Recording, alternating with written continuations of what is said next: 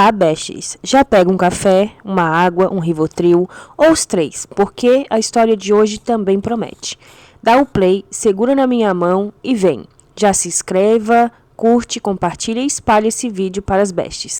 A história de hoje é sobre a Kim Sae-ron, que começou sua carreira artística com apenas 2 anos de idade.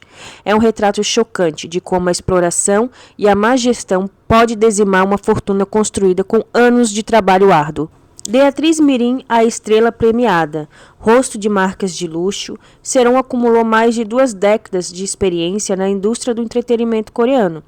No entanto, antes mesmo dos 24 anos, ela se encontrava em uma situação de falência, endividada, sem patrimônio, morando de aluguel, pago por terceiros. A pergunta inevitável que surge é: onde foi parar todo o dinheiro dela? Antes do acidente que abalou a sua carreira, a fortuna pessoal de Kim Sae-ron era estimada em 2 milhões, equivalente a 540 milhões de wons.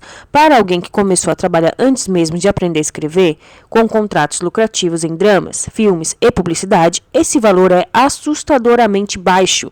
De acordo com análises, ela deveria ter no mínimo o triplo desse montante. A discrepância entre o que era esperado e a realidade levantou sérias questões sobre a gestão de seus bens ao longo dos anos, a influência da falência paterna e a exploração financeira. Então, a investigação da jornalista Kang Ki-yoon, jornalista do caso Burnie Sun, da SBS Entertainment, lançou luz sobre o principal motivo do colapso financeiro da Kim Sae-ron, a falência de seu pai.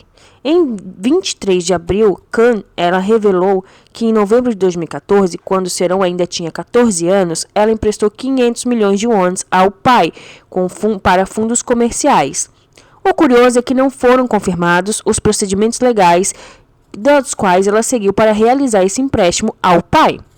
Segundo o artigo 920, 921 e sequente da lei sul-coreana, os pais têm o direito e o dever de administrar os bens dos filhos, mas desde que não prejudiquem os interesses dos filhos. Se a ação for minimamente prejudicial, os filhos podem cancelar. A alienação arbitrária de bens dos filhos por parte dos pais pode configurar peculato e abuso de confiança, crimes com pena legal de até 5 anos de prisão ou multa de até 15 milhões de wons.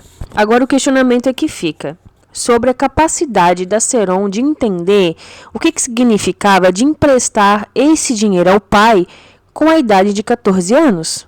Vocês realmente acreditam nisso? Que ela tinha esse conhecimento, esse preparo? É claro que não. E há relatos de que o pai da Sae-ron, ela usou esse dinheiro emprestado da filha para um negócio isento de impostos. Contudo, o empreendimento faliu, o resultado foi a perda total do investimento e finalmente ele fez o pedido de falência em dezembro de 2020. E em março de 2023 ele recebeu a decisão de quitação da falência. E vocês lembram que em um dos vídeos eu já tinha mencionado sobre essa falência, que a Sae-ron ficou com a família nas costas, principalmente depois dessa falência? Pois é. O que dá para entender é que essa falência quebrou ela, antes mesmo do acidente. O patrimônio da Sae-ron vinha sendo dilapidado ano após ano. E que quando ela chegou na maioridade, a coitada não tinha praticamente mais nada. E vocês pensam assim, então esse pai ele sossegou o facho e parou de torrar o dinheiro da menina após essa falência? Mas é claro que não. Óbvio que não. Mesmo após a falência, o pai da Sae-ron tentou novos negócios. Em maio de 2021, ele mobilizou junto com a Sae-ron, e a Sae-ron se mobilizou com os contatos dela para ajudar financeiramente, emocionalmente em um novo restaurante. E, infelizmente, também fechou no ano de 2024. Antes mesmo do término do contrato do local, ela já havia perdido todo o dinheiro do calção, devido a taxas de administração que não foram pagas e tudo mais. A Sae-ron, como filha mais velha e provedora da família, carregou o peso de sustentar essa família inteira. E para isso ela se viu obrigada a trabalhar em empregos de meio período, como em floricultura, em restaurantes e café, pedir dinheiro emprestado a conhecidos. A dívida dela com os amigos ultrapassa 1,2 bilhão de wons. Vocês conseguem imaginar isso? Quão quebrada essa menina estava? Consegue finalmente perceber que essa quebra toda que ela passou financeira nada tem a ver com a Gold Medalist? A Gold Medalist negociou a dívida dela da rescisão contratual, perdoou a dívida, ela vendeu o apartamento dela para pagar a dívida, mas nunca pagou a dívida, não se sabe aonde foi parar o dinheiro desse apartamento. Então, assim, conseguem perceber que, na verdade, o problema nada tem a ver com a Gold Medalist, e sim com uma família aproveitadora que sugou do suor dela até o último minuto. E de acordo com uma jornalista do caso Bernie Sun, que está investigando melhor o caso da Kim Sae-ron, a Sae-ron sustentava as irmãs mais novas, e muitos desses empréstimos feitos com amigos era para cobrir despesas básicas como aluguel, conta de tratamento médico, e em alguns casos o dinheiro foi depositado diretamente na conta da família, veja bem, e não na conta da Sae-ron. Nos últimos meses, Kim Sae-ron ela vivia no One Home, e isso foi ainda alugado no nome de uma terceira pessoa. E muitos vizinhos alegam que viam ela chorando sozinha pelas escadas, e ela chegou a mostrar o pulso e afirmando assim: eu trabalhei a vida toda, mas agora estou falida. Isso em 2024, gente. No mesmo ano de 2024, com um tom de despedida, ela postou em uma rede social privada que ela não ia sofrer mais, acompanhado de um agradecimento a quem a ajudou financeiramente. Mas uma pessoa próxima foi até o local e conseguiu impedir o pior. Ou seja, gente, não foi a dívida da Gold Medalist que matou essa menina, foi a própria família. Ela sustentou essa família até o fim, mesmo sem casa, sem dinheiro, sem apoio, e tragicamente, após o seu falecimento, ainda houve tentativas de extorquí-la, ainda morta. De acordo com as investigações, um dia após o funeral, o pai da Kim Sae-ron foi ao proprietário do One Home, onde ela vivia, exigindo o depósito de 50 milhões de wons. No entanto, o depósito não estava no nome dela. E, de acordo com o proprietário, outras fontes, esse calção foi pago por um executivo educacional e um amigo da cantora, para evitar complicações de empréstimos entre conhecidos.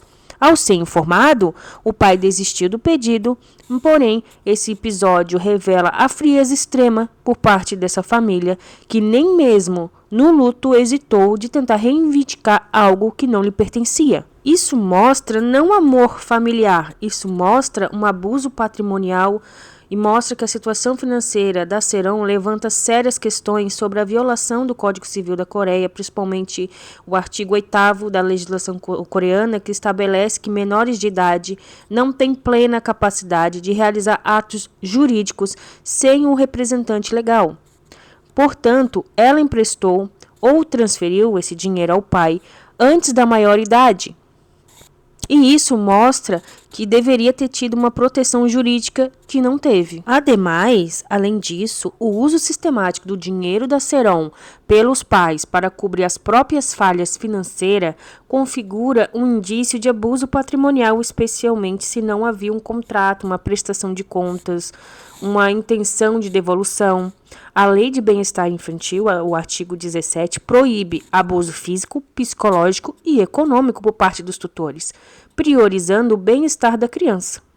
Não é irônico que uns pais que extorquiram e abusaram da filha financeiramente a vida inteira tenham tentado mover um processo exatamente baseado numa lei como essa contra o ator? Não é irônico? No mínimo. Só que ninguém vai falar sobre isso, exceto os jornais sul-coreanos. Sabe por quê? Porque, na verdade, ninguém tá nem aí pro bem-estar da Kim Sae-ron. Ninguém tá nem aí. A única coisa que as pessoas querem é se apegar a uma narrativa para derrubar uma pessoa que ainda está viva. Ninguém quer justiça pela atriz. Essa é a verdade. Porque se quisessem realmente justiça pela atriz, estariam fazendo um escarcéu na vida desses pais. A história da Kim Sae-ron não é de uma falência causada por irresponsabilidade pessoal. É uma história de uma jovem que foi explorada financeiramente desde a infância pela própria família, abandonada pela indústria, punida por um erro que, devido às circunstâncias, talvez fosse até justificado, e sem ter a chance de corrigir. O dinheiro dela, que deveria ser seu patrimônio, fruto de décadas de trabalho, simplesmente sumiu, deixando-a endividada, dependente de amigos para sobreviver. Enquanto Quincerão sofreu as consequências devastadoras, os verdadeiros culpados por essa situação permanecem nas sombras.